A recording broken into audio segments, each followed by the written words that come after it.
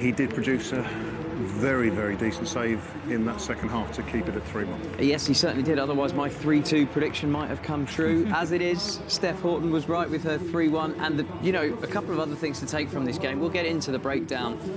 Kamil Grabara on your screen there made a big ricket for the second goal, dropping Julian Alvarez's shot into the back of his net. Ultimately, at that point, you knew that the tie was over. But we've just seen pictures of De Bruyne on the pitch with his big coat on, Foden on the pitch with his big coat on. Some big-name players didn't need to get their studs on tonight. No, and I think that's testament to the boys on the pitch because they were able to get the job done quite early, and them 2 early goals really on the pitch because they were able to get the job done quite early, and them 2 early goals were qualified for the next round of the Champions League. We're just seeing Mateus Nunes' strapped-up fingers, Jamo. Tell us what happened. You called it straight away. Yeah, I don't think Ali was, obviously, didn't see it, but it looks like Nunes, I think, jabbed his hand into the turf and one of his fingers didn't like it and decided to point it in the wrong direction. What was the noise you made? I can't remember. I think that was the noise. It was horrible. But he's been strapped up, and actually, it's the fashion trend for all the Man City players at the moment. They all seem to be having some kind of strapping on their fingers. Everyone wants to do the Foden, don't they? Yeah. And why not? I think we should... we're just seeing the pictures of Copenhagen clapping their fans. Their fans deserve a shout-out because ultimately... that was a one-sided performance, a very professional performance from Manchester City, probably as all of us expected from that. Bit of a mismatch in terms of levels, but the Copenhagen fans were swinging their scarves around their heads and having a great night, even in defeat, Steve. Yeah, they were. I mean, this is a fair play to them. They've come across here. They knew it was going to be difficult for their team, but they've maybe just come across with a mindset of, like, listen, let's just go across and enjoy it. And it looked as though they did because it was relatively quiet in the stadium, but you could hear them. You're seeing them all kind of linking arms and jumping up and down, and then the scarves and cheering the team. So, I mean, they'll be relatively proud of the team. I think a lot of people would have thought, especially when you're starting 2-0 after 8-9 minutes, this could be a bit of a cricket score. But fair play to Copenhagen. They had a couple of chances. They got a goal. They had a chance in the second half. I mean, the second half was a little bit scrappy. But yeah, I mean, listen, I think they'll enjoy the night. It'll be nice for them to come watch a top team at their home ground. But as I said, I think they'll be making the most of it tonight. Probably will be 3 for 1, so it could still be a cricket score.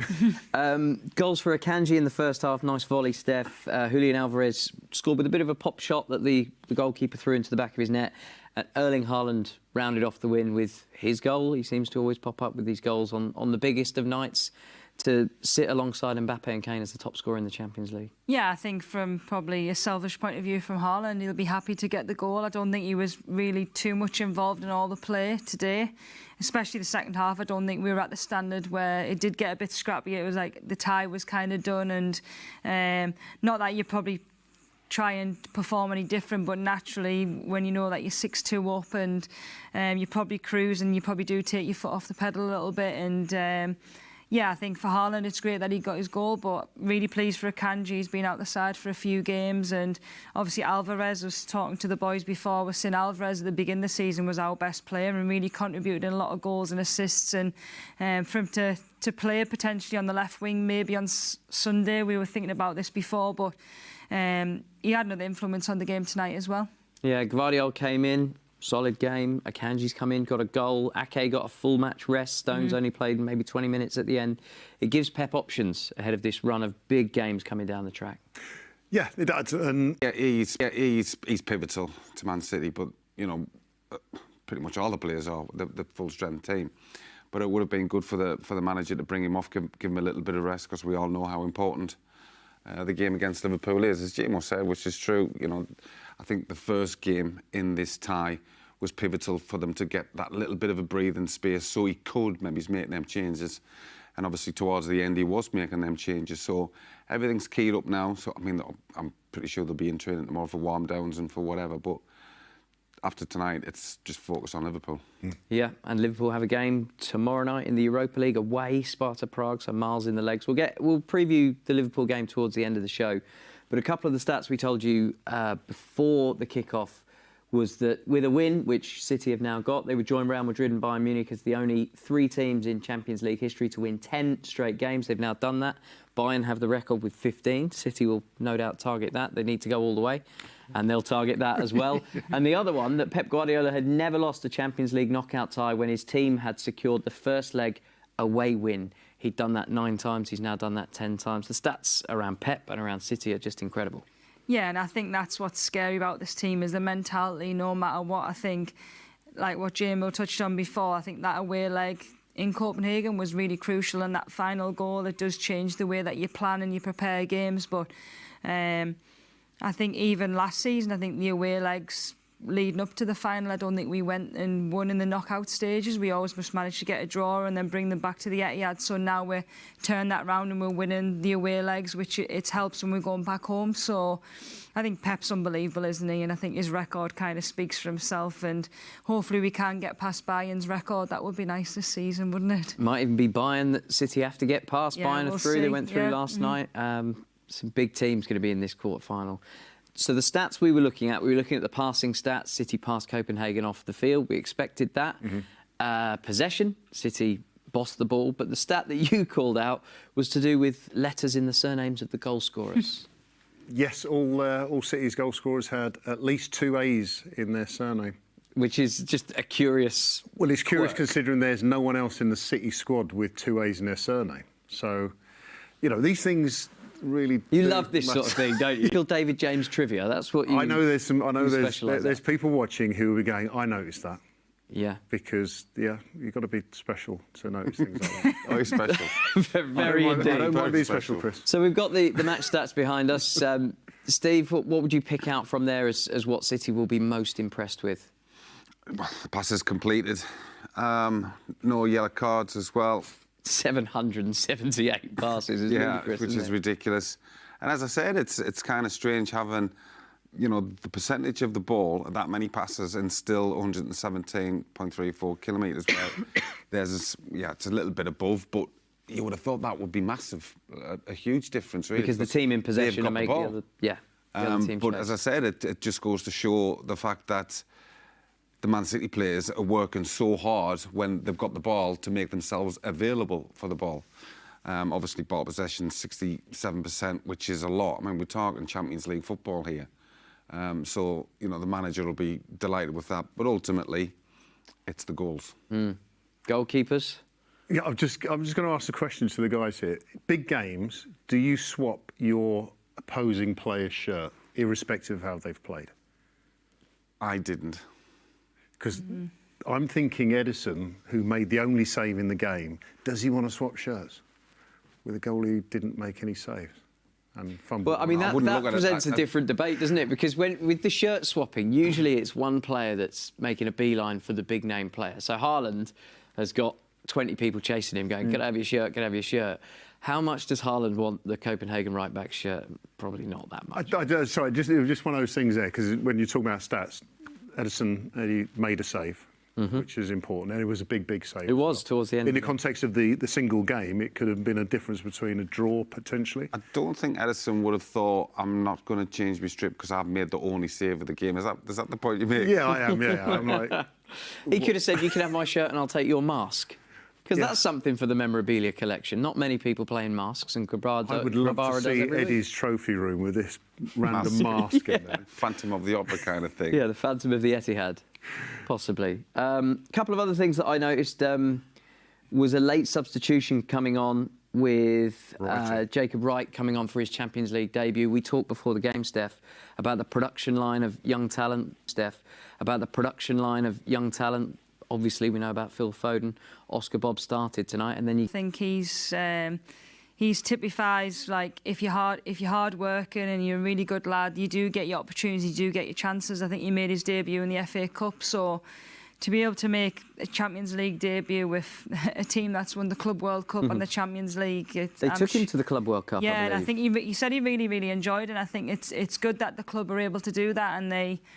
Like, these boys that do get selected to go and train, they're selected for reasons, not just because of talent, but also like their mentality and their attitude, and you do get rewarded with that. And I think it's unbelievable. Even Michael Hamilton coming on at the end as well, like his first game was in Champions League where he scored, and it's just like you get opportunities if you be patient and you train well. So yeah, really made up for him. He really deserves that.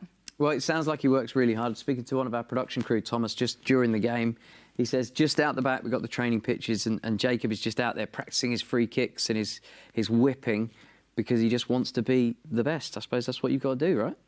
Yeah, and I think who was I with the other day talking about Jolie Lescott talking about Phil Foden, saying about in the under-21s, he's a guy who would walk around the hotel with a football, doing all little tricks walking around the hotel. Well, when you've got that kind of mentality around you, with a manager who has that kind of mentality, I think if you haven't got it, then you're going to look very odd. So naturally, you're going to want to develop it, and doing extra free kicks makes sense. I'm not sure what sports science would think of it.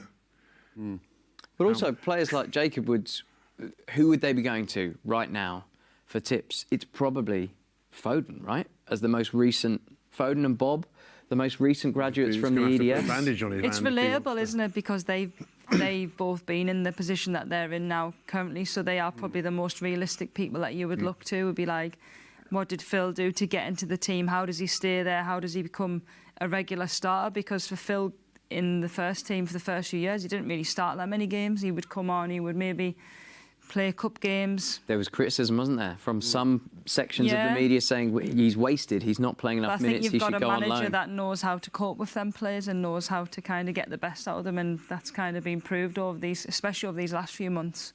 He's done all right, hasn't he, Pep Guardiola, with the development of Phil Foden? Just a little bit. Yeah, he's done OK. Right, let's cast our minds forward then, because we've already mentioned that Liverpool have a midweek game to come. They're playing tomorrow, and it's miles in the legs, Steve. They're going away to Sparta Prague in the Europa League, and they will have one day less recovery before the big one against City. How might that impact the game, do you think? I don't think it helps. I mean, don't get me wrong, I don't think that they're not stuff like that. I mean, I was at the game against Nottingham Forest at the weekend. Yeah, they've got a couple of injuries that they're hoping to get a couple of players back. They brought on a couple of players later on in the game. I thought actually Nottingham Forest did quite well against them, and obviously there was the decision at the end which completely changed the game.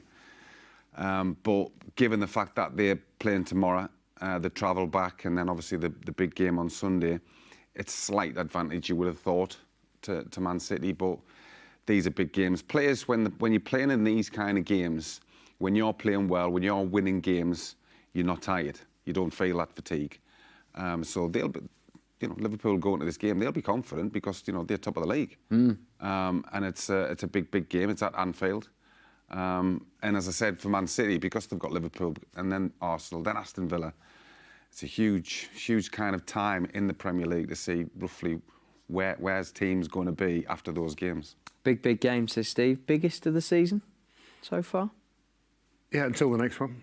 Because obviously, as you say, when you've got Aston Villa, you've got Arsenal to play, then they will become the next big ones, depending obviously on results. I think what will be interesting, Liverpool, because it's the first leg, isn't it, where this is the second leg tonight. They're actually playing the first leg, so and away. I'm not suggesting for any reason that Liverpool won't want to win that first game, but they could afford potentially not to go in as strong, probably play a very weakened side, and therefore a lot of the leg issues that you're talking about with travel will be negated because the players that they have to protect won't travel. So it is the biggest game of the season so far. I mean, I was almost asking a broader question, not just for City, for Liverpool, of the Premier League. Is it the biggest game of the season so far?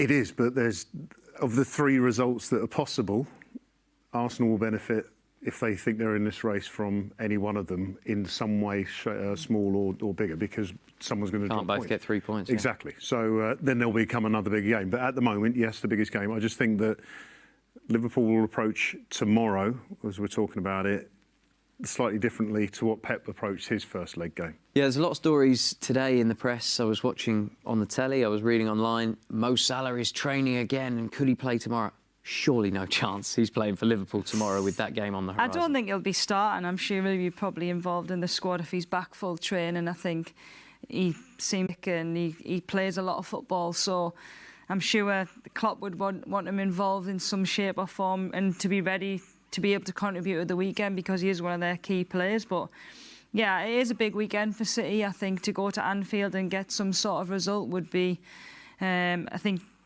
our record there isn't as good as it could be. But look, I think City, I thought, were far superior than Liverpool when we played them at the Etihad. So, in the way that we are playing, it's going to be exciting, and I'm sure the boys will be up for it. Yeah, you know, sometimes, Steve, we get to the biggest of games, finals, and they're not the game that you might be hoping for as a viewer, as a fan, if you're tuning into the radio. It's because maybe teams are nervous. That never seems to be the case when City play Liverpool. They seem to go hell for leather. Yeah, it's kind of full tilt, isn't it? Yeah. Why is that? I don't know, but they're just great games to watch. I mean, I'm looking forward to the game. As I said, sometimes you can be full of excitement waiting for this big game, and it ends up being kind of drab. But these games, I don't know. I don't know whether it's because of the managers and the history between them two, where the players and the fixture over the last, sort of however many years, and going head to head for the Premier League title as well. I think that just adds that extra little bit of spice. But it's certainly a game that I think, even if you're not a fan of Liverpool or Manchester City, football fans around the country, around the world, will be watching this. Yeah, they certainly will. I'll be tuning in. I wonder if there's a bit more on this match at the end of this season, because the managerial rivalry that has shaped this current era is about to end with Klopp leaving Liverpool. Do you reckon? Yeah. It will be the end of a one, in particular with him, because him as in Jurgen Klopp, because I think there isn't a manager who handles the media as well as Jurgen Klopp. In his honesty and non-avoidance of a question. I think Pep is remarkable himself, but even Pep doesn't answer every single question face on like Jurgen does. And I think we're going to miss that, especially when it comes to these big games, because everyone's going to be talking about everything, and Jurgen just answers away. So yeah, it will be a loss. But I think, like you said, these are two teams who struggle, especially in this fixture, to do a 0-0. Goals and action. The one thing, if I can get my early stat in, Liverpool have scored 39.1% of their goals in the 75th minute and later. So it's going to go all the way, according to James. Do not switch off before the end. No, stick with the Matchday Live crew on Sunday. And two of our key members of the Matchday Live crew have made their way to pitchside. FG is with Kit Simons for their full-time wrap-up. Yes, full-time at the Etihad. Manchester City 3, Copenhagen 1, 6-2 on aggregate. Fantastic performance over 2 legs. It was, yeah. I mean, first half just blew them away completely. Started the game really, really well. And then the killing blow came with a stroke of half-time. Great ball from Rodri, brilliant finish from Erling Haaland. And effectively, that was the game over. Now, I want to show you, just in the background, if you can see, Phil Foden straight over to our academy boys.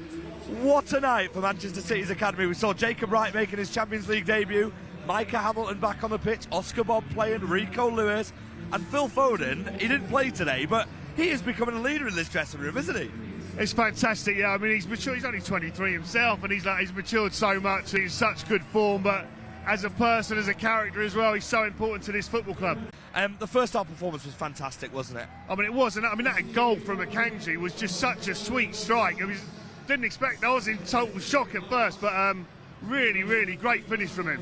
Let's spin round and let's take a look at Rico Lewis over here, who's given his shirt to a fan, which is something this man does every single time he plays. He plays like he's been playing all his life. He's 19, and he's giving another shirt away. You're going to have a big bill, aren't you? Well done, mate. Yeah, but what a fantastic player as well. Brilliant, excellent, yeah, really good tonight. I mean, he started off obviously playing quite wide initially, then second half started coming into that more central role in midfield as well. Very comfortable doing both. And a fantastic performance by Kit Simons on Matchday Live and in the commentary team. I was listening, you were absolutely brilliant. Thank you so much for joining us. We're in the next round of the Champions League, and we look forward to the draw on Friday the 15th of March. FG, Kit, thank you very much. Brilliant work tonight, both of you. Just want to pick up on something that you mentioned there with Rico Lewis giving away his shirt to a fan every time he plays, and FG mentioning he's going to have a big bill. Is that right? You guys get charged if you give your shirts away? Yeah, I think if you give away a shirt, you have to pay for it back, and yeah, I mean, I'm sure there won't be too bothered. I think he's good for it. Yeah. I think he's good for it. Just go down to the club I think the win bonuses might cover that. Yeah, maybe. All right, what I want to do is round off with, just to complete the chat that we were having before we went pitchside with FG and Kit, looking ahead to the big Liverpool game this weekend. We've seen that De Bruyne has been rested. We've seen that Foden was rested. Haaland played 87 minutes tonight. How do you think City will line up for that game this weekend, Steph? I think the same as we played against United, but I really do think Alvarez will play in that left-hand side. In for Doku? Doku, yeah. If he hasn't made the squad tonight, I think that's probably a possibility, but if not, then Doku would come in. But yeah, I think that's our strongest side at this moment in time. I think that back four's pretty settled, and then the midfield kind of takes care of itself with Rodri, KDB and Bernardo. And the good thing about that is Bernardo can come onto the wing instead of Phil, or they can rotate a lot. So yeah, I think that's a good team to hopefully go and win at Anfield. Yeah, and Alvarez will take confidence from his goal, no matter how much the net. Jamo, your team for the Sunday game? Yeah, I did that left-hand side. I think Alvarez, because of the first half performance, although the fact that he shifted in the second half could have been telling. Whether he wasn't happy with the first half performance, only 3-1, it was fine. So I think from what he's seen, Alvarez on the left-hand side. And he would have confidence because in some kind of disguised way meant that it paid off. So he'll be buzzing over that. Yeah, he certainly will. Steve, your lineup for the weekend? Yeah, same. I think obviously there's a little bit of a question mark whether Doku's fit or not, or it's just a slight knock. But I think even if he is fit, I think he'll still go Alvarez. I just think that Doku's form's just kind of dipped a little bit, and I don't think you can afford to have a player that's just coming down for the biggest of games, for a huge game. And I think obviously to give that chance to Alvarez, I mean, what a boost that would be for him. So of course his confidence is going to be sky high going into that. Yeah, it will be. We really look forward to it on Sunday. Don't forget, Matchday Live. We'll be bringing it to you. Liverpool at Anfield against Manchester City, and the winner right on top of the pile as we head towards the run-in. Can't wait for that. One other thing that we want to preview before we go off air is Steph and her team have a huge game tomorrow, so we've got a special Matchday Live for you from the slightly earlier time, 6:15 for a 7:15 kickoff. Manchester City in the Conti Cup against Chelsea. And you, Steph, are going for a magnificent 7th Conti Cup. Yeah, I don't know whether that shows my age or... Well, a little bit, but, you know, it's still... Successful, yeah. No, I mean, it is a special trophy, I think. I remember it was probably one of my first ones that I won when I went to Arsenal, and then coming here, it was our first one, and the story behind that first win was amazing. And, yeah, I mean, obviously, as a player, you want to win silverware, whether it's the League Cup or the FA Cup or the League. So, yeah, hopefully another one. For that, and we want to drive people to City's website, mancity.com/feed, and get on there, and you can win Steph's signed shirt. And you said you were going to sign my shirt after, so we'll do that after once we're off air. But for now, we're going to leave you with another famous win for Manchester City in the Champions League. 10 in a row. And it's the 8th game in a row this season that they've scored 3 goals. That is also a record. From myself, Chris Latchin, from Steph Horton, David James and Steve Howie, thanks for watching. We'll see you again soon. If we win the treble, yeah, what are you going to do with that? Surely you've got to go Netflix. There is one treble. Premier League, Champions League, FA Cup. Together, guys. Do it together. This documentary is going to be the best ever. Now we're talking. He doesn't know our dad's chap Grealish. This is what the people has to realize, that today I'm the king. You're right, Gunda. You need to wrestle. You need to wrestle. Expenses those. Just another day at the office. Absolutely brilliant from City. We fought the last 5 Premier League. Are we going to do it again? I mean, are they unstoppable this season? It's tough, the Premier League. It's unforgiving. You have to work and fight for every single point you get. It's so easy to look far ahead. And that's the one thing that can get you killed. Are City title contenders once again? The questions were starting to be raised. Manchester City's lead has been obliterated. We want to win this Premier League. We have to play it like this. You think it's normal? Today we are done. For the guys who travel to follow us to perform in this way? Wow. They're in a proper title race here. If we focus on ourselves, we can beat them all. And we want to do it again. And that's when we get big. I think we can go all the way. I want my Warriors. If you're coming for the king, you best not miss. The biggest prize in club football is still the Champions League. That was a little bit special. He's got to turn Man City into a team that conquers Europe. That has to happen. We're all going to Istanbul! Matchday. You know tomorrow we play for the immortality. Will it be a treble or a seismic shock? It's once in a lifetime, guys. This situation, we are not going to leave it again.